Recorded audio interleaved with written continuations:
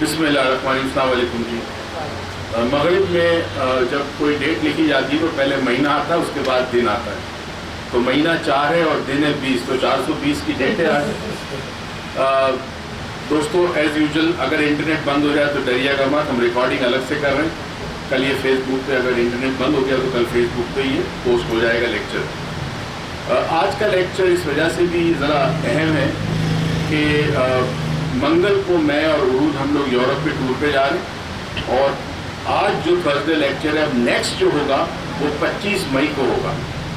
25 मई को रमज़ान से 2 दिन पहले होगा और उसके बाद फिर रमज़ान की छुट्टी होगी, तो 25 मई को फिर हम वापस आपके सामने थर्सडे लेक्चर लेके आएंगे। ये 1 महीना हमारे लिए ट्रैवल है और मुख्तलिफ ममालिक जा रहे हैं। हम 25 को यहाँ म्यूनिख जा रहे हैं, जर्मनी से फिर हम जाएंगे प्राग, चेकोस्लोवाकिया, वहाँ से हम बुडापेस्ट जाएंगे हंगरी में, बुडापेस्ट से हम स्पेन जाएंगे, मैड्रिड से हम लिस्बन जाएंगे पुर्तगाल, और पुर्तगाल से पेरिस जाएंगे और पेरिस से फिर पाकिस्तान वापस आएंगे इंशाअल्लाह ताला। दुआ कीजिएगा सफ़र सही रहे, सेहत सही रहे और जिस काम के लिए जा रहे हैं वो काम जो है बाया तकमील तक पहुँचे। इब्तिदा करते हैं सवालात की। फौजान साहब ने लिखा है, इन some cases optimistic behavior gives negative results and pessimistic behavior gives positive results. Please explain what is reality. दूसरा सवाल है, in Hindu some people prepare janam kundli just after the birth of a child that often gives accurate information, but in Islam by effort and dua one can change or improve the destiny. Please explain. दो सवाल है, एक तो positive behaviour यानी optimistic behaviour और एक pessimistic behaviour negative behaviour. जो शख्स उम्मीद रखता है उसे कहते हैं ऑप्टिमिज्म, जो लुक फॉरवर्ड करता है, आगे की तरफ देखता है, कल ठीक हो जाएगा, आने वाला दिन होगा। जैसे पूरी कौम जो है वो पनामा फैसले के लिए बड़ी ऑप्टिमिस्टिक थी। तो ज़रूरी नहीं कि अगर आप ऑप्टिमिस्टिक हो तो चीज़ आपकी या रिजल्ट आपके मुताबिक आए, ज़रूरी नहीं। अब फौजान साहब का ये कहना है कि जी इंसान अगर ऑप्टिमिस्टिक होता है तो रिजल्ट उसको नेगेटिव मिलता है, मगर अगर नेगेटिव होता है तो रिजल्ट पॉजिटिव मिलता है। अच्छा, ये उसूली तौर पर गलत है, क्योंकि फितरत का कानून, ये कानून कुदरत ये है कि जैसा अमल होगा वैसे रद्द अमल होगा, जैसी सोच होगी वैसा अमल होगा और वैसा अमल होगा तो रद्द अमल वैसा होगा। कई दफ़ा इंसान की सोच ऑप्टिमिस्टिक होती है मगर अमल उस तरह नहीं होता। अमल इंसान डर के करता है, कई दफ़ा नुकसान के डर से, लोगों के डर से वो अमल जो है वो उस तरह नहीं करता जैसे उसकी सोच होती है। तो चूँकि अमल सोच के मुताबिकत से नहीं होती इसलिए रिजल्ट पॉजिटिव नहीं आता। पर बहरहाल एक चीज़ तो कन्फर्म है कि ये एक सोचने का अंदाज़ है। कुछ लोग जो है वो नेगेटिव इसलिए सोचते हैं कि वो नुकसान से या नाकामी से डरते हैं और कुछ लोग पॉजिटिव सोचते हैं। तो जो लोग नाकामी से डरते हुए नेगेटिव सोचते हैं वो नेगेटिव नहीं है, क्योंकि जो लोग नाकामी से डर के काम करते हैं, कदम उठाते हैं, एक्शन करते हैं, वो मोहतात कहलाते हैं। तो मोहतात होना नेगेटिविटी नहीं है। आपने इन्वेस्टमेंट की, मोहतात तरीके से की, सोच समझ की तो उसमें नेगेटिविटी नहीं है। ये इसको हम NLP में मेटा मॉडल करते हैं। ये आपके हायर प्रोग्राम्स है, सबकॉन्शियस लेवल के आपके बिलीव्स हैं जो आपको रन करते हैं, आपके दिमाग को चलाते हैं, आपके जिस्म को चलाते हैं, ज़िंदगी में आप एक्ट करते हैं, इसकी वजह से करते हैं। और ऑप्टिमिस्टिक जो है वो बेसिकली अगेन एक एटीट्यूड है। अगर माँ बाप बचपन में तरबियत में ऑप्टिमिस्टिक रहे, पॉजिटिव रहे, अच्छी बातें की है, कोई फिक्र नहीं, ठीक हो जाएगा, तो वो ऑप्टिमिज्म आपको इवेंचुअली बेनिफिट इसलिए करती है कि लाइफ में जब प्रॉब्लम्स आते हैं तो आप उन प्रॉब्लम्स में फंस नहीं जाते। जो पेसिमिस्टिक होता है वो प्रॉब्लम्स को बहुत बढ़ा देता है, देखा ये हुआ था मेरे साथ, अब फिर ये होगा। तो एक नेगेटिव ट्रेन चलती है दिमाग में और वो नेगेटिव ट्रेन जो है वो एक लूप बनाती है जिसके बाद इंसान मज़ीद नेगेटिव होता जाता है। अच्छा, दीन ने बड़ी खूबसूरत बात की है। दीन कहता है जी नाउमीदी कुफर है। क्यों? नाउमीदी की वजह से इंसान जो है वो अल्लाह ताला के तवक्कुल से दूर चला जाता है। तो कहते हैं कि आखिरी वक्त में भी कितनी मुश्किलात क्यों ना हो, कोई रास्ता नज़र ना आए, कोई राह नज़र ना आए, कोई उम्मीद नज़र ना आए, आपने उम्मीद नहीं छोड़ी। और फिर वो इंसान के लिए टेस्ट और ट्रायल का पीरियड होता है कि मुश्किलात में अगर वो भरोसा रखता है कि नहीं अल्लाह का निज़ाम है, मैंने अगर अमल सही किया तो उसका रद्द अमल मुझे भी आज नहीं तो कल मिले, कल नहीं तो परसों मिलेगा ज़रूर। तो उससे बेसिकली आपकी पर्सनैलिटी की ट्रेनिंग होती है। ऑप्टिमिस्टिक रहने का फ़ायदा ये कि आपकी पर्सनैलिटी बेहतर होती है। اور وہی پرسنالٹی انٹریکٹ کرتی ہے دوسرے لوگوں کے ساتھ، تو جو آپ کا ویوہار، جو آپ کا بیہیویئر ہے وہ پاس آن ہوتا ہے دوسروں کو. جیسے آپ کا رویہ دوسرے بھی آپ سے اس طرح بہیو کریں گے. دوسرا ان کا سوال جو تھا وہ یہ تھا کہ اچھا انہوں نے کہا لوگ فائدہ اٹھاتے شاید نہیں، اتنا بھی ہے. اچھا اب ہندوازم میں جنم کنڈلی کا ذکر کیا ہے. جنم کا مطلب زندگی، کنڈلی کا مطلب ہے حساب کتاب، ایک خاص اسٹرالوجیکل لینگویج ہے یہ. قدیم زمانے سے یہ سلسلہ چلا آ رہا ہے. پہلی تو چیز یہ کہ اللہ نے جتنے علوم پیدا کیے ہیں اور جو بھی علوم دنیا میں موجود ہے اس میں کہتے یہ ہے کہ انسان کو اب تک 40% سے زیادہ ان علوم کے بارے میں نہیں پتا، 60% سے زیادہ علم کا پتہ نہیں. وقت کے ساتھ ساتھ شاید انسان ان علوم کو ڈھونڈ نکالے گا، کھوجے گا اور پھر یہ اپنے بہتری کے لیے، معاشرے کی اپنی بہتری کے لیے استعمال کرے. اس میں سے ایک علم ہے جس کی وجہ سے جنم کنڈلی بنتی. بدھا بڑا مشہور نام ہے، آپ جانتے ہیں، گوتم بدھ جس کو کہتے ہیں. شہزادہ جب پیدا ہوا تو اس کے باپ نے، شہزادے کا نام اشوکا تھا، اس کے باپ نے اپنے کورٹ کے، اپنے دربار کے بہترین نجومیوں کو بلایا اور کہا کہ اس کی جنم کنڈلی بناؤ. انہوں نے جنم کنڈلی بنائی. اب وہ پریشان کہ بادشاہ سلامت سے کیا کہے. بادشاہ نے چہرہ دیکھ کے بھانپ لیا کہ کوئی پریشانی کا ہو، کوئی بات نہیں، جو بھی ہو بتاؤ مجھے. 4 تھے اس کے ماہرین جنم کنڈلی کے. چاروں نے ایک بات پہ اتفاق کیا کہ یہ شہزادہ، بادشاہ کو بتایا کہ شہزادہ اس تخت پہ راج نہیں کرے گا، یہ تخت و تاج چھوڑ دے گا اور یہ فقیر بن جائے گا. اب بادشاہ بڑا حیران کہ یہ کیسے میرا بیٹا شہزادہ وہ فقیر بن جائے گا، تخت و تاج چھوڑ دے گا. تو اس نے ان سے پوچھا کہ اس کا کوئی اپائے ہے. اپائے کا مطلب ہے کوئی راستہ ایسا ہے جو نکل، جس کو ہم اپنا آرے ملک میں کہتے ہیں جگاڑ. کوئی جگاڑ ہے، اس کا کوئی نکلنے کا راستہ ہے. انہوں نے کہی 4 چیزیں نہ دیکھیں اپنی زندگی میں جب تک کہ اتنی عمر کا نہیں ہو جاتا. یہ 4 چیزیں نہ دیکھیں. یہ کسی بیمار کو نہ دیکھیں، یہ کسی بوڑھے کو نہ دیکھیں، یہ کسی فقیر کو مانگتے ہوئے نہ دیکھیں، اور یہ کسی جوگی کو یا درویش کو نہ دیکھیں. سوری، موت نہ دیکھے، درویش کو نہ دیکھے، بیمار کو نہ دیکھے اور فقیر کو نہ دیکھے. 4 چیزیں. بادشاہ نے، اب وہ بچہ تو چھوٹا تھا، اس نے ایک محل بنانے کا حکم دیا اپنے محل سے ذرا دور. اس محل میں جتنے ملازم اور ملازمہ تھے سارے نوجوان تھے. کسی بوڑھے کو اجازت دی تھی کہ وہ محل کے اطراف میں بھی بھٹکے. وہاں پہ اس محل کے جو باغات تھے، اس باغات میں سارے نوجوان مالی رکھے تھے اور ان کو یہ حکم تھا کہ کوئی پتا درخت سے گرے زرد ہو کر اسے اٹھا لیا جائے. شہزادہ کسی زرد پتے کو نہ دیکھے. اب شہزادہ بڑا ہو گیا، اس کے ساتھ اس کا ایک خاص دوست تھا جو اسی کے ساتھ رہتا تھا. شہزادہ جب اس شعور کی عمر میں پہنچا تو اس کو اس محل میں شفٹ کر دیا گیا. اب ماں باپ محل میں ملنے آتے تھے اس سے. شہزادہ جب شہر جاتا تو پہلے سے اناؤنس ہوتا تھا کہ فلاں ٹائم پہ شہزادہ شہر کی طرف آئے گا، محل سے نکلے گا اپنی سواری میں. تو راستے میں کوئی فقیر نہ ہو، کوئی بوڑھا آدمی نہ ہو، کوئی درویش نہ ہو اور کوئی میت بھی نہ لی جا سکے. کسی میت کو نہ دیکھے، موت کو. سلسلہ چلتا رہا. اب دیکھیں وہ وقت آنا تھا کہ قدرت نے اس وقت کو پتا تھا کہ یہ وقت آئے گا، اس وقت میں یہ 4 چیزیں دیکھے گا. تو وہ اپنے دوست کو ایک دن ضد کرنے لگا کہ نکلتے. دوست نے کہا نہیں کہ بادشاہ سلامت کا حکم ہے کہ 1-2 دن پہلے ہمیں بتانا ہوتا ہے تاکہ انتظام ہو جائے. اس نے کہا نہیں چلتے. ضد کی اس کے دوست کو، اس نے ہاتھ پکڑ کے بیٹھا اپنے سواری پہ اور وہ نکل گیا شہر. اب کسی کو پتہ نہیں تھا کہ شہزادہ آئے گا. اب دیکھیں راستے میں ان کو ایک بیمار آدمی ملا جو بوڑھا تھا. اس نے پوچھا یہ کیا ہے؟ اس نے تو کبھی دیکھا ہی نہیں تھا شہزادے نے. اس نے کہا کہ یہ بوڑھا آدمی ہے. تو کہا بوڑھا میں بھی ہو جاؤں گا؟ کہتے سب بوڑھے ہو جائیں گے. بیمار، یہ بیماری کسی کو بھی آ سکتی ہے. اور آگے گئے تو انہوں نے دیکھا ایک درویش بیٹھا ہوا تھا درخت کے نیچے. اس نے کہا یہ کون ہے؟ کہتا درویش. یہ کیا کرتے ہیں؟ انہوں نے دنیا چھوڑ دی. کیوں چھوڑ دی؟ اس کا دل نہیں لگا دنیا سے.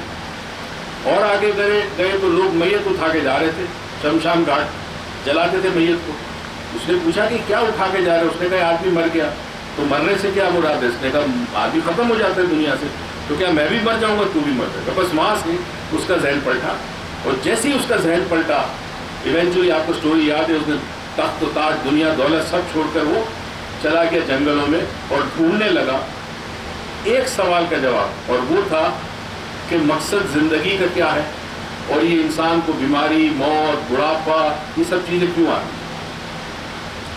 جب وہ انلائٹمنٹ کہتے ہیں کہ جب اس پہ وہ اللہ تعالیٰ نے کرم کیا ہوگا، جب وہ واپس آیا ایک درویش بن چکا تھا، تو اس سے لوگوں نے پوچھا کہ تم نے کیا پایا، زندگی کیا ہے؟ تو اس نے کہا دکھم دکھم دکھم، زندگی صرف دکھ ہے دکھ ہے دکھ ہے۔ یہ اس کی اپنی ایک انالیسس تھی لائف کی۔ تو جنم کنڈلی اس حوالے سے بڑی ایکوریٹ ہوتی ہے، نو ڈاؤٹ۔ اب ہمارا دین اس کو منع کیوں کرتا ہے؟ اصل میں جو دین اسلام ہے اس میں ایک ایسا تصور ہے اس ذات کا جس کی کوئی شبیہ نہیں بن سکتی، اس جیسا کوئی نہیں ہے، نہ اس سے کوئی پہلے تھا نہ اس کے بعد ہے، نہ وہ خیالوں میں سما سکتا ہے، نہ آپ کی سوچ میں آ سکتا ہے، نہ اس کے بارے میں آپ تصور ہی نہیں کر سکتے کہ وہ کیا ہے۔ جو کچھ آپ اللہ کے بارے میں سوچیں گے اللہ وہ نہیں۔ یہ بڑا واضح فرق ہے ہندو مذہب میں اور اسلام میں۔ تو اب ہندو مذہب کے اندر کسی دور میں، کیونکہ یہ ان کے پاس بظاہر کوئی کتاب نہیں ہے، ہمارے نزدیک ان کے پاس کوئی الہامی کتاب نہیں ہے، مگر کچھ سالوں پہلے، ہزاروں سال پہلے لوگوں نے سوچ بچار کیا، اور سوچ بچار کرنے کے بعد وہ کسی نتیجے میں پہنچے۔ تو وہ تلاش میں تھے، سچ کی تلاش میں تھے، حق کی تلاش میں تھے، کسی پروردگار کی۔ تو اس میں انہوں نے شاید کوئی مشاہدے سے کچھ چیزیں ان کو پتہ چلی۔ اب انہوں نے جب یہ بات آگے پہنچائی تو لوگوں کے لیے بڑا مشکل تھا عبادت کرنا ایک ایسی ہستی کی جو دکھائی نہیں دیتی، جس کی کوئی تصویر نہیں ہے، جس کی کوئی شبیہ نہیں ہے، جس کا کوئی تصور ہی نہیں آ سکتا۔ تو یہاں پہ عبادت کنورٹ ہوگی پوجا میں۔ یہ بہت بڑا ڈفرنس ہے۔ پوجا اس چیز کی جا سکتی ہے کہ جو آنکھوں سے نظر آ سکے، کانوں میں سنائی دے سکے، اس کی جب آپ عبادت کرتے تو وہ پوجا ہوتی ہے، مگر اصل عبادت ان دیکھے اللہ کی جاتی ہے۔ تو ہم عبادت کرتے وہ پوجا کرتے، دونوں میں بڑا فرق ہے۔ تو وہاں پھر شبیہ بنانی شروع ہوئی، جس کو ہم آئیڈیلز کہتے ہیں، آئیڈیل ورشپنگ کہتے ہیں۔ اس میں بت بننے شروع ہو گئے، اور ہزاروں سال سے چل رہا ہے اس سلسلہ۔ تو دین اسلام یہ کہتا ہے ان علوم کو نفی نہیں کرتا، نفی نہیں کرتا۔ مقصد بڑا امپورٹنٹ ہے، ان علوم کے پیچھے بھاگنے کا مقصد کیا ہے؟ اب دیکھیں آج کا سائنس آپ کو یہ بتا دیتا ہے کہ کل بارش ہوگی کہ نہیں ہوگی، ہے نا۔ ہم یورپ جا رہے ہیں تو ہمیں حیرت ہے کہ جن ملکوں میں ہم جا رہے ہیں ان میں سے کچھ میں تو برف پڑے گی، اور یہاں ہم گرمی سے مرے جا رہے ہیں۔ تو اب ہم یہاں بیٹھے بیٹھے ڈیسائیڈ کر سکتے ہیں کہ ہمیں کس قسم کے کپڑے لے کے جانے ہیں۔ اگر یہ معلومات نہ ہوتی تو مشکل ہو جاتی نا۔ تو یہ معلومات ہمارے فائدے کے لیے اس حوالے سے ہے کہ ہم اپنے آپ کو تیار کر لیں موسم کے حوالے سے۔ مگر جب انسان کی زندگی کے اندر غیب کی بات آتی ہے تو اللہ تعالیٰ کہتا ہے کہ تم جسے غیب سمجھتے ہو وہ غیب نہیں ہے، غیب کا جاننے والا صرف میں ہوں۔ تم جسے غیب سمجھتے ہو وہ چھپی ہوئی حقیقت ہے جو انسان پہ آشکار ہو سکتی ہے۔ اگر وہ کچھ راستوں پہ چلے، کچھ محنت کرے، کچھ علوم سیکھ لے تو وہ اسے پتہ چل جائے گا۔ تو جو چیز انسان کو پتہ چل جائے وہ غیب نہیں ہوتی، ڈھکی چھپی ہوتی ہے مگر غیب نہیں ہوتی۔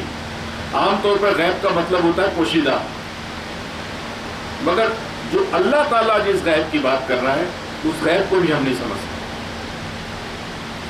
تو یہاں جب انسان جنم کنڈلی ایسٹرالوجی کی طرف جاتا ہے اس لحاظ سے کہ وہاں سے گائیڈنس مل سکے گی، تو ایونچولی اس کا عقیدہ اس کی طرف ہو جاتا ہے۔ لیکن آپ بابے کے پاس جاتے، بابا کہتا ہے جمعرات کو یہ کام تم کرنا، ٹھیک ہے ہو گیا، اب آپ خوش ہو گئے۔ پھر بابے کے پاس گئے، بابے نے کہا اچھا ٹھیک ہے نوکری جاؤ، تم نوکری پہ جانا، فلاں دن تمہارے لیے بہتر ہے، آپ چلے گئے، آپ کا کام ہو گیا۔ اب آپ کو بابے پہ عقیدہ آ گیا۔ اب جب بابے پہ عقیدہ آ گیا تو اب اللہ سے عقیدہ کم ہو گیا آپ کا۔ تو پرابلم یہ ہوتی ہے کہ لوگ ان چیزوں کو ماننا اس حد تک شروع کر دیتے ہیں کہ اللہ کی طرف سے ان کا دھیان، ان کی جو اللہ کی رضا ہے اس سے دور ہٹ جاتے ہیں، اور وہ ان چیزوں کو پوجنا شروع کرتے ہیں۔ انڈیا میں تو یہ حالت ہے کہ لوگ جو ہے نا بڑے بزنس مین وہ کوئی بھی بزنس کرنے سے پہلے پوچھتے ہیں کہ آج کا دن شبھ ہوگا کہ نہیں ہوگا. تو شبھ مہورت بھی کہی جاتی ہے کہ فلاں دن شادی ہو فلاں دن نہ ہو. تو اس حوالے سے انسان جو ہے وہ ایونچولی کفر کی طرف چلا جائے گا, شرک شامل ہو جائے گا اس میں. جب وہ عقیدہ اس کا اعتقاد ان چیزوں پہ زیادہ ہوگا, اللہ کی ذات سے کم ہو جائے گا. اس وجہ سے منع کیا جاتا ہے. مگر اگر مقصد یہ ہو کہ آپ نے کوئی ایسا کام کرنا ہے جس میں آپ کو رہنمائی چاہیے, جیسے میں نے کلائمیٹ کی بات کی, تو ٹھیک ہے وہ آپ کر سکتے ہیں. مگر یہاں مسئلہ یہ نہیں ہوتا نا شادی کب ہوگی, اپنوں میں ہوگی غیروں میں ہوگی. اس دن میں ٹی وی پہ تھا, میرے ساتھ ایک اسٹرالوجر بیٹھا ہوا تھا, دیکھا ہوگا شاید آپ نے, سما پہ راجہ حیدر, سوال اس کے لیے آ رہے تھے سارے. تو انسان غلط راستے پہ جا سکتا ہے, غلط فیصلے کر سکتا ہے. اب دھوپ اور چھاؤں یہ زندگی کا حصہ ہے. خزاں کا موسم, کبھی بہار کا موسم, کبھی گرمی کبھی سردی, یہ چیزیں زندگی کا حصہ ہے. تو دین کہتا ہے کہ جی دو چیزیں تمہارے پاس ہتھیار ہیں مومن کے پاس, ایک صبر ایک شکر. جب حالات موافق نہ ہوں آپ کے تو صبر کرو اس یقین کے ساتھ یہ بدل جائے گا, اور جب تمہیں ملے تو شکر کرو. تو انسان یہ صبر و شکر سے نکل جائے گا. اللہ کے لیے صبر و شکر نہیں کرے گا, بابے کے لیے کرے گا. اور جیسے آپ نے سنا ہوگا وہ جو واقعہ ہوا, 20 آدمی کو قتل کر دیا اس جعلی پیر نے, دل ہلا دینے والے واقعات. اچھا جی, اب یہ سوال ہے ڈاکٹر صاحب, میری عمر 22 سال ہے اور میرا سوال یہ کہ خوف کس طرح ختم, خوف بارڈر کس طرح ختم کیا جا سکتا ہے. میرے اندر ڈر ہے کہ سامنے والا مجھ پر غصہ نہ کرنے لگے. میں لڑکا ہوں, آگے کافی ساری چیزیں فیس کرنی ہوگی. گائیڈ کیجیے کو اچھی پریزنٹیشن کے لیے کن باتوں کا خیال رکھنا چاہیے تاکہ کانفیڈنس آ سکے. پہلی چیز ہے کوئی کانفیڈنس آتا ہے جس طرح آپ کی اپ برنگنگ ہوتی ہے, آپ کے گھر میں جو تربیت ہوتی ہے وہ آپ کے اندر خود اعتمادی پیدا کرتی ہے. بعض گھروں کے اندر نہیں پیدا کی جا سکتی, ماں باپ کے جھگڑے, پھر ایک بچے کو دوسرے بچے کے ساتھ موازنہ کرنا, کمپیئر کرنا, وہ زیادہ ذہین ہے تم کم ہو, وہ اچھے مارکس لاتا ہے تم کم اچھے لگے. اس سے نفسیاتی طور پر بچے کی شخصیت جو ہے وہ مسک ہو جاتی ہے اور پھر اس میں کانفیڈنس چلا جاتا ہے. یا پھر زندگی میں کوئی ایسے واقعات ہوں بچپن میں کہ بچے کے ساتھ فزیکل ابیوز ہوا یا کوئی اور چیز ہوئی, اس سے اس کا سیلف کانفیڈنس بالکل ختم ہو جاتا ہے. اب سیلف کانفیڈنس کے لیے کوئی دوائی نہیں. سیلف کانفیڈنس کے لیے چھلانگ لگانی پڑتی ہے سمندر میں, یعنی کوشش کرنی پڑتی ہے مشکل کام کرنے کی, چیلنج سمجھ کے. وہ جو مشکل کام انسان کرتا ہے, کبھی جیتتا ہے کبھی ہارتا ہے, کبھی کامیاب ہوتا ہے کبھی ناکام ہوتا ہے, اس کے ساتھ ساتھ اس کو گائیڈنس ملے. اگر اس کو کوئی رہنمائی کرنے والا ہو تو اس کا کانفیڈنس بحال ہو جاتا ہے. اور وہ کانفیڈنس کام آتا ہے جب آپ ایک پریزنٹیشن دے رہے ہیں, اسکول میں دے رہے ہیں, کالج میں, یونیورسٹی میں دے رہے ہیں, یا اپنے پروفیشن میں دے رہے ہیں, کہیں بزنس کر رہے ہیں تو آپ کو پریزنٹیشن بعض دفعہ دینی پڑتی ہے کلائنٹ کو. اگر آپ کارپوریٹ سیٹ اپ کے اندر ہے تو آپ کو پریزنٹیشن دینی پڑتی ہے. اس میں کانفیڈنس کی بہت بڑی ضرورت ہوتی ہے. اب ان کو جو خوف ہے وہ خوف اس چیز کا, اس کو کہتے ہیں فیئر آف ریجیکشن, یا پھر اس کو یہ خوف ہے کہ لوگ مجھ پہ غصہ کریں گے. اچھا, اس کا مطلب یہ خوف آیا کہاں سے؟ پاسبل ہے کہ اس کے زندگی میں کچھ ایسے واقعات ہوں جہاں اس کی کسی بات کو کہنے سے سامنے والے شخص نے ریئیکٹ کیا ہو. تو سامنے والا شخص جب غصے میں آتا ہے یا ریئیکٹ کرتا ہے تو انسان سہم جاتا ہے, اور آہستہ آہستہ یہ سہمی ہوئی کیفیت خوف میں تبدیل ہو جاتی ہے. اس کا بڑا آسان علاج ہے. مجھے نہیں پتہ یہ صاحب یہاں رہتے ہیں پاکستان میں کراچی میں تو ٹھیک ہے, یہ ٹھیک ہو سکتے ہیں, ہمارے پاس تھراپسٹ ہیں وہ آپ کو ٹھیک کر دیں گے. اور کبھی موقع ملے آپ کو, NLP تو ختم ہو گیا, اب اگلے سال ہوگا, 4 ڈائمینشن کر لیں, 1 دن کا ہوتا ہے, اس سے امید ہے کہ آپ کی ذات میں ایک بہتری آ جائے گی. ایک تیسرا سوال ہے ڈاکٹر صاحب السلام علیکم, امید کرتی ہوں آپ خیریت سے ہوں گے. انشاءاللہ خیریت سے. کنونسنگ پاور کے حوالے سے میرا سوال یہ کہ کیا یہ پیدائشی طور پہ ہوتا ہے کچھ لوگوں میں, جیسے کہ ٹیلنٹ ہوتا ہے, کیونکہ میرے اندر یہ کوالٹی نہیں ہے اور میں کسی کو کنونس نہیں کر پاتی. مجھے یہ بھی کلیئر کیجیے گا کہ اپنی بات کو منوانا بھی کنونس کہلاتا ہے, رسپیکٹ کہ وہ صحیح ہو یا غلط.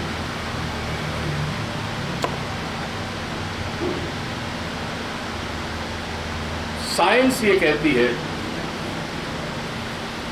کہ ہر ایک شخص کے اندر یہ صلاحیت پیدا کی جاتی ہے. سائنس یہ کہتی ہے. سارا کمال یہ ہے کہ اس کی تربیت یا اس کو کیا سکھایا جائے, کس طرح سکھایا جائے. کنونس کرنا ایک صلاحیت ہے, چاہے آپ برے کام کے لیے کنونس کرو یا اچھے کام کے لیے کنونس کرو. کنونس کرنے کی صلاحیت انسان میں اگر ہوگی تو وہ ایک صلاحیت ہے. اب یہ ڈیپینڈ کرتا ہے اس کی نیت کیا ہے, کنونس کیوں کر رہا ہے سامنے والے شخص, وہ نیت پہ ڈیپینڈ کرے گا. اس کو بند کر دیں. اب دنیا میں اس طرح کی ٹریننگ ہوتی ہے. ہمارے یہاں ٹریننگ کو ایکسپینس سمجھا جاتا ہے, جبکہ اصل میں ٹریننگ جو ہے وہ انویسٹمنٹ ہوتی ہے. جب آپ MBA کرتے ہو یا BBA کرتے ہو یا انجینئرنگ کرتے ہو یا چارٹرڈ اکاؤنٹنٹ بنتے ہو, تو کئی سال تک آپ کے والدین آپ میں انویسٹمنٹ کر رہے ہو. KG سے لے کر کلاس 1 2 3 4 تک انویسٹمنٹ ہوتی ہے. تو ہمیشہ علم حاصل کرنے کے لیے جو آپ پیسے دیتے ہیں اسے اخراجات مت سمجھیں. یہ بہت عجیب و غریب ڈفرینس ہے مغرب میں اور ہمارے ملک میں. مغرب میں اسے انویسٹمنٹ کیا جاتا ہے. جب انویسٹمنٹ ہوتی ہے تو لوگ بتدریج اس کو سیکھتے رہتے ہیں, اپنی صلاحیت بڑھاتے رہتے ہیں. ان صلاحیتوں سے وہ اپنی زندگی بہتر کرتے ہیں, کاروبار بہتر کرتے ہیں, جاب میں پروموشن ہوتی ہے, جو بھی کرتے ہیں ان صلاحیتیں, اور پھر اس کو ری انویسٹ کرتے ہیں. ہمارے یہاں اسے اخراجات میں شامل کیا جاتا ہے. کتنا ڈفرینس ہے مائنڈ سیٹ میں, کتنا بڑا ڈفرینٹ ہے پرسیپشن میں, کہ جو چیز آپ کی صلاحیت بڑھانے میں کام آ سکے اس کو سیکھنے میں جو پیسہ آپ خرچ کرتے ہیں اسے ایکسپینس کہتے ہیں. آپ بھائی آپ کھانا کھاتے ہو ایکسپینس ہے, مگر اس لیے ایکسپینس ہے کہ وہ کھانا تھوڑی دیر بعد چلا جائے گا آپ کے اندر سے, انرجی آپ کو دے جائے گا, وہ ایکسپینس ہو سکتا ہے. مگر جو آپ کو علم دیتا ہو, علم حاصل کرنے کے لیے جو اخراجات ہوتے ہیں, جو آپ پیسے خرچ کرتے ہیں, اخراجات تو نہیں, اسے اخراجات نہیں, اسے انویسٹمنٹ. یہ بہت بڑا چینج ہے. اگر یہ سوچنا شروع کر دیں کہ یار اگر میں یہ چیز سیکھنے جا رہا ہوں یا میں علم حاصل کرنے جا رہا ہوں تو یہ انویسٹمنٹ ہے میری, اس کا ریٹرن مجھے آئے گا. انویسٹمنٹ کا کمال ہی ہوتا ہے اس کا ریٹرن آتا ہے. تو جب آپ لفظ انویسٹمنٹ یوز کرتے ہو تو آپ کو یقین ہوتا ہے کہ اس کا ریٹرن آپ کو آئے گا واپس, مگر ایکسپینس کا کوئی ریٹرن نہیں ہوتا. تو یہ پرسیپشن چینج کرنے کی بات ہے, اور یہ پرسیپشن چینج ہونا بڑا مشکل کام ہے. جو پرسیپشن چینج گھر سے ہوتا ہے اور گھر سے چینج نہیں ہو رہا پرسیپشن. تو اب کنونسنگ پاور بڑی اچھی چیز ہے, ہر ایک میں پیدا ہو سکتی ہے. کچھ لوگوں میں کچھ صلاحیتیں, ہم سمجھتے ہیں کہ کچھ صلاحیتیں ہوتی ہیں جس کو ہم کہتے ہیں خدا داد صلاحیتیں. اب ان خدا داد صلاحیت میں دو چیزیں ہوتی ہیں. ایک جینیٹک انفارمیشن کیا لے کے آئی ہے, جس کو ہم جینیٹک ڈسپوزیشنز کہتے ہیں. ماں باپ کی بیماریاں بعض دفعہ بچوں میں آتی ہیں جینز کے لیول, DNA کے اندر. اسی طرح والدین یا آبا و اجداد کی کچھ صلاحیتیں بھی بچوں میں آتی ہیں. ایک بچہ ذرا سا بڑا ہوتا ہے اور وہ ہاتھ میں برش لے کر پینٹنگ کرنا شروع کر دیتا ہے. کیسے؟ میں تو سیدھی لکیر بھی نہیں کھینچ سکتا, وہ کیسے کر لیتا ہے نا. کچھ چھوٹے بچے ان کے موبائل کھول لیں گے, فکس کر لیں گے, ٹھیک کر لیں گے, ہمیں نہیں آتا. تو کچھ صلاحیتیں آتی ہیں جینیٹکلی. تو ایک تو یہ بات ہے جس پہ میرا اور آپ کا اختیار نہیں ہے, بیکاز ہم اپنے ماں باپ چوز نہیں کر سکتے, ہے نا. جو اللہ نے جس گھر پیدا کیا, جس عورت کے پیٹ میں ہمیں پیدا کیا, وہ ہماری ماں بن گئی اور اس کا شوہر ہمارے والد بن گئے. تو جو بھی اللہ نے جو پیدا کیا اس کا احسان کرم کہ اس نے ہمیں اچھی جگہ پیدا کیا. دوسری ہوتی ہے تربیت, انیشل سٹیجز بچے کی, 7 سال کی عمر تک گھر کے اندر کیا چیزیں ہوتی ہیں. اگر ماں باپ گھر میں بیٹھ کر چیس کھیلتے ہیں, ڈرافٹ کھیلتے ہیں, باتیں کرتے ہیں, جنرل نالج کی باتیں کرتے ہیں, تو بچہ جو ہے وہ جنرل نالج کے بیسس کے اوپر جیتو پاکستان میں انعام لے کے آئے گا. بندوری کی طرح ناچ کر نہیں, یا ہاتھ پھیلا کر موبائل چھیننے کی کوشش نہیں کرے گا. یہ فیکٹ ہے. اب مجھے یاد ہے جب میں چھوٹا تھا تو میں سوال بہت پوچھتا تھا, اور اس کی وجہ ہے کہ میرے والد کو بڑا شوق تھا. وہ مجھ سے ہمیشہ یاد کرواتے تھے دنیا کے مختلف ممالک کے کیپٹلز, دارالخلافہ کیا ہے کسی ملک کا. مجھے یاد ہے میں جب چھوٹا تھا, آئی تھنک 5-6 سال تھا, مجھے شاید دنیا کے تمام ممالک کے پتہ تھے کہ جی ان کے دارالخلافہ کیا ہے, دارالحکومت کہاں پر ہے ان کی, کون سے شہر, کیا نام, بچپن میں مجھے یاد ہے. تو یہ والد کی طرف سے تھی میری, ان کو شوق تھا. راستے جاتے تو اس زمانے میں تو بل بورڈ بہت کم ہوتے تھے, مگر کوئی بل بورڈ ہو تو کچھ اور میں سوال پوچھوں, وہ سمجھاتے تھے کہ کیا چیز ہے. یہ اگر گھر میں ماحول ہو کہ جہاں بچوں کے اندر جستجو پیدا کی جائے, تجسس پیدا کیا جائے, ان کو ایسے اسائنمنٹ دیا جائے, چھوٹے بچے کو بھی کہ بھائی یہ دیکھو کیا ہے, تم یہ کر کے دکھاؤ, مجھے یہ کر کے لا کے دکھاؤ, تو بچے کے اندر کنونسنگ پاور کی صلاحیت پیدا ہوتی ہے. کنونسنگ پاور کے لیے ایک چیز بڑی امپورٹنٹ ہے, اسے کہتے ہیں کانفیڈنس, خود اعتمادی. بغیر خود اعتمادی کے آپ کسی کو کنونس نہیں کر سکتے جب تک آپ کی ذات میں اعتماد نہ ہو. تو کنونسنگ پاور کے لیے کچھ سیکھنا پڑتا ہے. کئی دفعہ شیشے کے سامنے کھڑے ہو جائیں, آپ یاد کر لیں کہ مجھے کل کسی شخص سے بات کرنی ہے, اس کو کنونس کرنا ہے تو کس طرح کرنا ہے. اپنے آپ کو شیشے میں دیکھیں جیسے کہ وہ شخص ہے, آپ اس سے بات کریں یقین کے ساتھ. اپنے اندر یقین ہونا چاہیے. جنہوں نے NLP کیا ان کو پتا ہے کہ ہم کہتے ہیں کہ آپ کی جو پریزنٹیشن ہے یا آپ کی جو گفتگو ہے, آپ کی جو کمیونیکیشن ہے کسی دوسرے شخص سے, وہ کنٹرول ہوتی ہے آپ کے اندرونی کمیونیکیشن سے, انٹرنل ڈائلاگ سے. انسان اپنے ذہن میں جو سوچتا ہے, اپنے ذہن میں جو بولتا ہے, جو خیالات وہ پالتا ہے, وہی آپ کے پورے جسم کو, آپ کی آواز کو اور گفتگو کو کنٹرول کرتے ہیں. یہ یاد رکھیں, ٹھیک ہے. اب اندر یہ ہے کہ پتہ نہیں فیل ہو جاؤں گا, پتہ نہیں وہ آدمی کرنے سے ہوگا کہ نہیں ہوگا, پتہ نہیں مجھے وہ ریجیکٹ کر دے گا, پتہ نہیں کیا ہوگا. تو پھر وہی ہوگا کیونکہ آپ نے پہلے سے یہ سوچ لیا ہے کہ یہ ہوگا, تو پھر آپ کے ساتھ ہوگا. مگر اگر انسان کو اتنی ذات پر اپنے اعتماد ہو کہ میں جیت جاؤں گا, مشکل ہوگی کہ کیا ہوا, اور ایسے قصے دنیا میں بھرے پڑے, لوگوں نے ناممکن کام ممکن کر دیے صرف اس یقین کے ساتھ کہ یہ ممکن ہے. تو بھیا یہ کنونسنگ پاور بھی خاتون ہو سکتا ہے اور وہ بھی چیزیں ہو سکتی ہے. اب پچھلے سوالات, اللہ اچھا یہ تو اور سوال ہے, اور یہ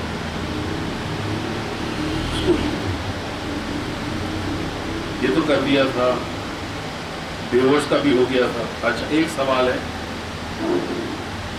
اس کا ویسے میں جواب انڈائریکٹلی دے چکا ہوں. سوال یہ ہے کہ میرے بھائی کا ایک دوستانہ ڈسکشن ہوا ایک نان مسلم کے ساتھ, غیر مسلم کے ساتھ, مختلف مذاہب کے اوپر.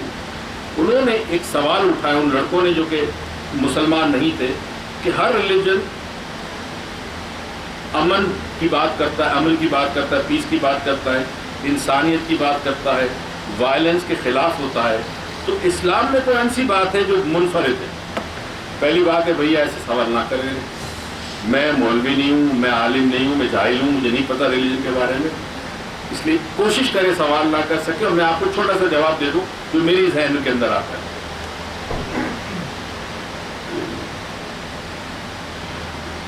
دنیا کے جتنے مذاہب ہیں, سب سے بڑی چیز یہ کہ اللہ تعالیٰ نے ایک چیز کہہ دی, ہر مذہب دنیا میں اللہ نے بھیجا. ہمارے پاس سارے انبیاء کرام کے نام نہیں, کم و بیش پلس مائنس 1,24,000 کہتے ہیں. کچھ نبیوں کے نام قرآن پاک میں, کچھ حدیثوں میں, اس کے علاوہ نہیں. اب یہ اتنی بڑی دنیا, ہزاروں سال سے کس کس خطے میں نبی آئے ہوں گے اللہ کا پیغام لے کر, کس پہ ہمیں پتہ ہی نہیں. اب یہ لوگ کہتے ہیں, ہمیں تو نہیں پتہ, لوگ کہتے ہیں کہ بدھا بھی ایک نبی ہو سکتا ہے اللہ کا, اس دور میں اس مقام کے لیے اس نے پیغام محبت کا دیا, انسانیت کا دیا, جو بھی تھا ہمیں پتہ نہیں, اللہ معاف کرے. اب جو انفرادیت ہے دین اسلام کی وہ یہ ہے کہ دین اسلام جو ہے وہ ایک پرٹیکولر دور کے لیے نہیں ہے. باقی جتنے مذاہب دنیا میں آئے وہ ایک وقت کے لیے تھے, اس کے بعد اس کو اپ گریڈ کیا گیا. ٹھیک ہے نا, آپ اپنے پاس کمپیوٹر رکھتے ہیں, فون ہے آپ کے پاس, اب آپ نیا فون آئے گا, اب اپ گریڈ کریں گے. نئے فون میں کیا ہوگا, میموری زیادہ ہوگی, کیمرہ اچھا ہوگا, تو آپ کی زندگی بہتر ہوگی اس فون یا اس گیجٹ کی وجہ سے. تو دنیا کے جتنے مذاہب دنیا میں آئے, انبیاء کرام لے کے آئے, وہ اپ گریڈ ہوتے ہوتے ہوتے ہوتے اب ایک ایسا مذہب آیا جس کو اللہ نے اپنے کہا کہ میرا پسندیدہ ہے مذہب, اور وہ ہے اسلام. اسلام تمام مذاہب کو اپ گریڈ کر کے فائنل ایک ایسا دین دے دیا گیا جو انسان کی زندگی کو قیامت تک سنوارتا رہے گا اور انسان کو قیامت تک رہنمائی کرتا رہے گا. اس لیے کہ اس دین کے ساتھ ایک ایسی کتاب آئی جو کبھی بھی آؤٹ ڈیٹڈ نہیں ہوگی. یہ میں صرف اس لیے نہیں کہہ رہا کہ مسلمان, میں اس لیے کہہ رہا ہوں کہ میری تھوڑی سی تحقیق ہے اس پہ. یہ آؤٹ ڈیٹڈ نہیں ہوگی. جس قسم کی لینگویج استعمال کی گئی ہے, کمال ہے. 100 سال پہلے پڑھنے والا کچھ اور سمجھتا تھا, آج کے دور کا انسان اور سمجھتا ہے. ڈاکٹر قرآن پڑھے ترجمے کے ساتھ, اس کو ڈاکٹری نظر آئے گی, انجینئر کرے اس کو انجینئرنگ نظر آئے گی. اسپیس سائنسز کے لوگ اگر پڑھتے تو حیران ہو جاتے کہ یہ کیسی چیزیں 1400 سال پہلے جب سائنس نہیں تھی اللہ نے سب بنا دی. کمال ہے. تو اس کا کوئی اینڈ نہیں ہے علم کا. یہ زپ فائل کی طرح قرآن ہے, کھولتے جاؤ کھولتے جاؤ کھولتے جاؤ, پڑھتے جاؤ, غور و فکر کرو, تدبر کرو, آپ کے ذہن میں راستے کھلتے جائیں گے, آپ کو اللہ تعالیٰ کی قدرت پتہ چلنا شروع ہوگی. یہ انفرادیت ہے قرآن میں, اور چونکہ قرآن اسلام لے کے آیا, یا اسلام قرآن لے کے آیا, نبی کریم صلی اللہ علیہ وسلم کے اوپر یہ کتاب اتری, تو اس حوالے سے تمام مذاہب میں یہ منفرد بات قرآن کی. سارے مذاہب پیس کی بات کرتے ہیں, مانتے ہیں, کرسچینٹی بھی پیس کی بات کرتا ہے, انسانیت کی بات کرتا ہے, معاشرے میں ہارمنی, مگر جو اصول دین اسلام نے بتایا ہارمنی کے لیے, وہ اصول کبھی آؤٹ ڈیٹڈ نہیں ہوں گے. ایک چیز آپ کو بتا دوں, بائبل پڑھ لیں, اولڈ ٹیسٹیمنٹ, نیو ٹیسٹیمنٹ, انجیل پڑھ لیں, زبور کے مل جائے آپ کو, کچھ بھی ایسے پڑھ لیں, ایک چیز قرآن میں بڑی منفرد ہے اور دین اسلام. قرآن کا موضوع انسان ہے نا, بڑی بات ہے کہ قرآن کا موضوع انسان ہے. اچھا, انسان رہتا ہے معاشرے میں, تو اللہ کے نزدیک سب سے زیادہ اہم چیز ہے معاشرہ. معاشرہ شروع ہوتا ہے آپ کے گھر سے. ہم یہ جو ساری باتیں کر رہے ہیں, کنونسنگ پاور کی بات کر رہے ہیں, خود اعتمادی کی بات کر رہے ہیں, یہ ساری چیزیں میں نے کہاں سے شروع کی؟ میں نے کہا گھر کی تربیت سے. تو سب سے پہلا معاشرہ گھر. اس گھر سے آپ باہر نکلے, بچہ دوسرا معاشرہ, اس کی اسکول اور اس کا استاد, پھر وہ معاشرہ بڑھتا ہوتا گیا. تو جتنے احکامات آپ سمجھتے ہیں قرآن میں ہیں, ان میں سے اکثر کا تعلق معاشرے سے, کیونکہ معاشرے میں بگاڑ پیدا ہو گیا, انسان بگڑ جائے گا. جس معاشرے میں عدل و انصاف نہیں ہوگا وہاں ظلم ہوگا. جب ظلم ہوگا تو کرپشن ہوگی, اور جب کرپشن ہوگی تو پتہ نہیں اور کیا کیا چیزیں پھیلیں گی. تو بات معاشرے کی ہے, تو دین اسلام معاشرے کی بات کرتا ہے, کیونکہ ایک صحت مند معاشرہ ہوگا, ایسا معاشرہ جس میں عدل و انصاف ہوگا, جس میں ہر چیز میرٹ پہ ہوگی, کسی شخص کو بھی انصاف چاہے مل سکے گا, رات کو کوئی بھوکا نہیں سو سکتا, اور یہ نہ ہو کہ وہ شخص بھوکا سوئے اور اس شہر کا حاکم یا وزیر جو ہے وہ پیٹ بھر کے کھانا کھائے.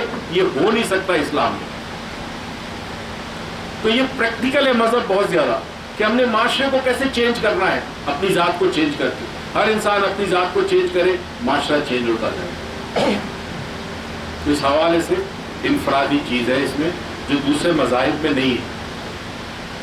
اچھا جی, اسٹیبل پہ میں نے بات کی تھی, شاید لاسٹ ٹائم کی تھی کہ ہمارے, ہاں یہ کر لیا.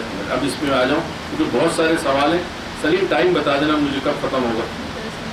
10 منٹ ہے. جب 10 منٹ میں یہی کر سکتا ہوں.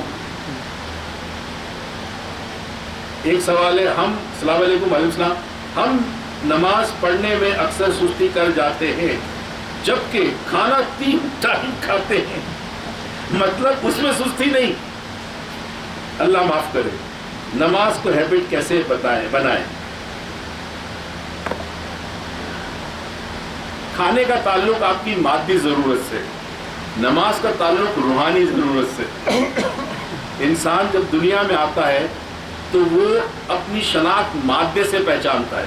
مطلب میرا نام موئز ہے, یہ میرا جسم ہے, یہ میری تعلیم ہے, یہ میری چیزیں, یہ میرا گھر ہے, یہ میرا آفس ہے, یہ میرا فون ہے, یہ میری گاڑی ہے. یہ مادہ ہے, سارا مٹیریل ورلڈ ہے, یہ میٹر ہے. تو اب ہوتا یہ ہے کہ انسان سب سے پہلے, چونکہ خود غرضی کا ایلیمنٹ اس میں ہے, تو وہ سب سے پہلے اپنی مادی ضرورتیں پوری کرے.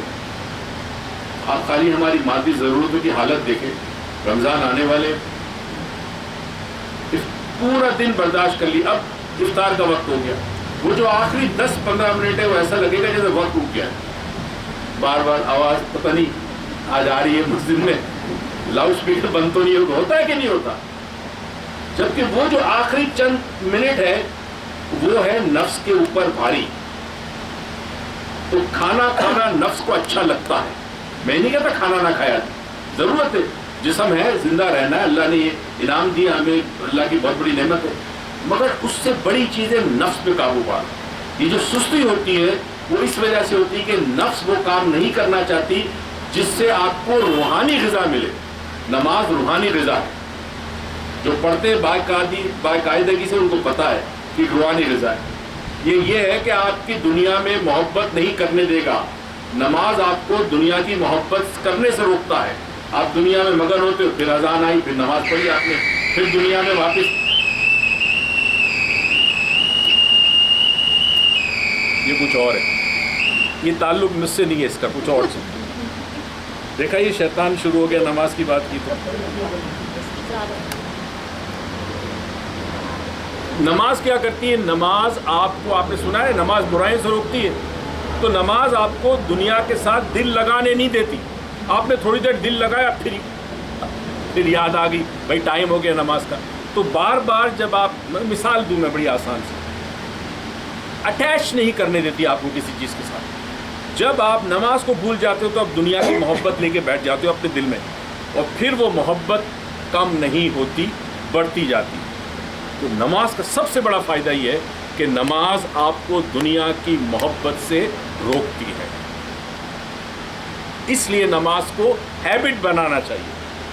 مولا کائنات کے پاس کچھ لوگ آئے، انہوں نے نماز کے بارے میں پوچھا، کہا تمہارا دل چاہے نہ چاہے تم نماز پڑھو، عادت بناؤ نماز کی. پھر ایک اور طبقہ آیا تو یہ کہا مولا کائنات نے کہ جب تک تمہارا دل نہ چاہے اور اس میں اس کیفیت میں نہ ہو نماز مت پڑھنا. تو کوئی شخص تھا جو دونوں گروپ میں تھا، اس نے بعد میں مولا کائنات سے پوچھا کہ آپ نے وہاں یہ بات کی، یہاں یہ بات کی، فرق کیا ہے؟ فرق یہ ہے کہ میں کس سے مخاطب ہوں. پہلے عادت ڈالنی پڑتی ہے، یہ عادت بچپن سے ماں باپ ڈالتے ہیں. جب یہ عادت بن جائے اس کے بعد پھر دل کو اس راستے پہ لگا لینا چاہیے.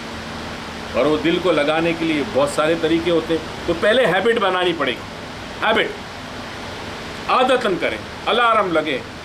ہر آج 5 نمازیں پڑھتے ہیں، 5 اوقات میں پڑھتے ہیں، آپ الارم لگائے، ٹھک سے الارم بجے گا. اچھا آج کل تو موبائل فون پہ بڑا خوبصورت آ گیا ہے کہ جس وقت ہر نماز کا وقت ہوتا ہے اذان سنائی دیتی ہے. وہ اذان آپ کو سنے، اب آپ نے اپنا کام تو چھوڑا، نماز کی طرف چلے گئے. یہ کام چھوڑنا دنیا کو چھوڑنے کے برابر ہے. آخری سوال آ جائے اور پھر میں اس پہ ختم کرتا ہوں. ابھی تو اور سوال بھی باقی، اگلی مرتبہ کروں گا. ڈفرینس بٹوین صوفیزم اینڈ علم دین. صوفیزم میں اور علم دین میں کیا فرق ہے؟ کوئی فرق نہیں ہے، زاویے کا فرق ہے. ایک ہوتا ہے کنونشنل سمجھنا دین کو، کہ بھائی دین کے اندر کیا چیز ہے. دین یہ کہتا ہے کہ جی ایک اللہ، توحید مان لیا. نبی کریم صلی اللہ علیہ وسلم کا نام کلمے میں جوڑا، مسلمان ہو گئے. لا الہ الا اللہ محمد رسول اللہ. لا الہ الا اللہ کہا تو توحید. کرسچن بھی ہو سکتے ہیں، یہودی بھی ہو سکتے ہیں، کوئی بھی ہو سکتا ہے، مگر کہا محمد رسول اللہ صلی اللہ علیہ وسلم، آپ مسلمان ہو گئے. اب دین نے کیا کہا؟ دین نے کہا جی میرے اتنے مین پلرز ہیں، یہ ستون ہے. اچھا جی یقین کس پہ لانا ہے، ایمان کس پہ لانا ہے؟ تمام باتوں پہ جب ایمان لاتے ہیں وہ غیب کی ہے. اللہ پہ ایمان لاؤ، لے آئے. نہیں دکھتا، نظر نہیں آتا، ایمان لے آئے. اچھا پھر تمام اللہ کے رسولوں پہ ایمان لاؤ. ہمارے سامنے کوئی بھی نہیں آئے، مگر ہمارا ایمان ہے کہ اللہ تعالیٰ نے انبیاء کرام بھیجے، نبی بھیجے، رسول بھیجے، اور آخری اللہ کے رسول جو کہ اللہ کے محبوب بھی ہیں وہ نبی کریم صلی اللہ علیہ وسلم. اچھا پھر تمام فرشتوں پہ ایمان لاؤ. ایک بھی نظر نہیں آتا، مگر ہم نے کہا نہیں، جب اللہ نے کہا تو ایمان لے آئے. فرشتے موجود ہیں. تمام آسمانی کتابوں پہ ایمان لاؤ. ایک کتاب بھی ہمارے سامنے آسمان سے نہیں اتری، مگر جو کتاب ہمارے سامنے ہمارا ایمان ہے کہ یہ کتاب اللہ کا کلام ہے، یہ ایمان ہے ہمارا. اور آخرت پہ، آخرت تو ہوئی نہیں، ابھی تک تو ہوئی نہیں، مگر پہلے سے ایمان لاؤ. تو یہ ہوتا ہے بیسک کانسیپٹ دین کا کہ یہ چیزیں ضروری ہے ایمان کے لیے. پھر اب آ گئے زندگی گزارے کیسے. اچھا بھائی جھوٹ نہ بولو، بےایمانی مت کرو، چوری مت کرو، ناپ تول میں بےایمانی مت کرنا، لوگوں کو سچ بولنا، لوگوں کے ساتھ عدل و انصاف کرنا، اپنے گھر والوں کے ساتھ عدل و انصاف کرنا. اللہ تمہیں دولت دیتا ہے، اس میں دوسروں کا بھی حصہ ہے. گھر میں کھانا بنے تو پڑوسی بھوکا نہ ہو. یہ زندگی گزارنے کے طریقے، اور یہ بالکل صحیح ہے. صوفیزم ان سب چیزوں کی روح کو جانتا ہے، روح میں جاتا ہے. فار ایگزامپل بہت بڑا فرق ہے. ہم اکثر سنتے ہیں نماز پڑھو، نماز پڑھو، نماز پڑھو. صوفی کہے گا نماز قائم کرو. بیسک ڈفرینس بتا دو. نماز پڑھنے میں اور نماز قائم میں بڑا فرق ہے. قرآن نے کہیں نہیں کہا نماز پڑھو، قرآن نے کہا نماز قائم کرو. اور نماز قائم ہوتی ہے سب سے پہلے نماز پڑھنے سے. تو نماز میں آپ جو کچھ پڑھتے ہیں اس کو جب عمل میں لاتے ہیں تو نماز قائم کرنا ہوتا ہے، تو معاشرہ بہتر ہونا شروع ہوتا ہے. آپ مسجد میں نماز پڑھنے گئے ہیں جمعے کے دن، اب آپ نے گاڑی جو ہے وہ ایسی جگہ نہ لگائی کہ کسی اور کو تکلیف ہو، یہ نماز قائم کرنا ہوا. مگر گاڑی آپ نے کسی کے گیٹ کے باہر لگا دی، ایک گاڑی کے ساتھ دوسری لگا دی، اب وہ بیچارہ وہ پھنس گیا، تو آپ نے نماز پڑھ تو لی، قائم نہیں ہوئی. یہ فرق ہے صوفیزم میں اور کنونشنل تھنکنگ میں. صوفیزم روح کو جانتا ہے کہ نماز کے پیچھے روح کیا ہے، اس کی رب کیا چاہتا ہے ہم سے. تو وہ صوفی غور کرتا ہے، غور و فکر کرتا ہے، میڈیٹیشن کرتا ہے، مراقبہ کرتا ہے اور کچھ بڑے امیزنگ قسم کے نتیجے پہ پہنچتا ہے۔ روزہ فار ایگزامپل، آپ کسی سے کہیں روزہ جی اسلام کے ارکانوں میں سے ایک ارکان ہے، فرائض میں ایک فرض ہے، ٹھیک ہے۔ اب کسی نے ایک صوفی سے پوچھا روزہ کیا ہے؟ اس نے کہا رضا ہے، رضا ہے، رب کی رضا ہے۔ اب روزہ آپ اپنے لیے نہیں رکھتے، رب کے لیے رکھتے۔ آپ تکلیف اس لیے اٹھاتے ہیں کہ آپ اللہ کے لیے اپنی نفس کو مارتے ہیں، اس کو تکلیف دیتے ہیں، پیاسا رکھتے ہیں، بھوکا رکھتے ہیں، جھوٹ نہیں بولتے، بے ایمانی نہیں کرتے ان ایام میں 28 29 30 دن جو بھی ہوتے ہیں، مگر اس کے بعد باقی 11 مہینے وہی بے ایمانی، وہی چور چکاری، وہی بدماشی، وہی جھوٹ، سب کچھ ویسا کا ویسا۔ تو یہ پھر روزہ نہ ہوا۔ روزہ تربیت کرتا ہے آپ کو 1 مہینے کی، باقی 11 مہینے کے لیے۔ یہ صوفیاء کرام کا یہ تصور ہے ان چیزوں کے بارے میں کہ جو کچھ آپ کہتے ہیں وہ عملاً ہونا چاہیے، اور ہر چیز کی گہرائی میں جاؤ، کیونکہ قرآن بار بار آپ سے کہتا ہے یہ آیتیں نشانیاں ہیں، تم غور و فکر کیوں نہیں کرتے؟ عقل والوں کے لیے ہم نے نشانیاں دی ہیں۔ اب میری تقریر ساری مولانا ٹائپ کی ہو گئی، مگر میں کیا کروں، سمجھانے کے لیے بتا رہا ہوں۔ تو چیزوں پہ غور و فکر کرو، اللہ کی قدرت دیکھو، کبھی ساحل سمندر پہ جا کے دیکھو، یہ اونچے پہاڑ دیکھو، غور کرو کیسے کھڑے۔ یہ صوفی کرام اس میں جاتے کہ انسان کی مراحل جو ہوتے ہیں روحانی ترقی کے، اس کا ایک زاویہ تو سمپل دیکھنے کا کہ جی یہ ہدایت ہے، اس پہ عمل کرو، مگر ایک ہوتا ہے باطن، ایک ظاہر اور ایک باطن، ہم اکثر کہتے ہیں نا، تو جو باطن انسان کا ہے صوفیاء کرام اس کی طرف جاتے ہیں۔ اور ویسے ظاہر بھی ٹھیک ہے کہ انسان کا ظاہر چینج کرو تو آہستہ آہستہ ممکن ہے کہ باطن بھی چینج ہو جائے۔ وہ کہتے ہیں جی باطن پہلے چینج کرو، نماز نہ پڑھو جب تک تمہارا دل نماز کی طرف راغب نہ ہو، ہے نا، یہ باطن سے ظاہر کا سفر ہے۔ اور نماز پڑھو، عادت بناؤ، یہ ظاہر سے باطن کی طرف ہے، دونوں راستے صحیح ہیں۔ انشاءاللہ آپ سے اب 25 مئی کو یاد رکھیے گا، آپ سے دوستوں جو ہمارے فیس بک پہ دیکھتے ہیں، 25 مئی کو میں واپس آؤں گا، اور پھر انشاءاللہ ایک ہمارا سیشن ہوگا، اس کے بعد رمضان میں چھٹیاں ہوں گی، اور پھر 25 کو ہم امید کرتے ہیں کہ روزے پہ اس صوفیاء کرام کے حوالے سے افادیت پہ میں کچھ بات کروں گا۔ آباد رہے، شاد رہے، خوش رہے، دعا کیجیے گا پاکستان کے لیے کہ پروردگار اس کو آباد رکھے، شاد رکھے، آپ کی زندگیوں کو، آپ کے گھروں کو آباد و شاد رکھے، پاکستان پائندہ باد۔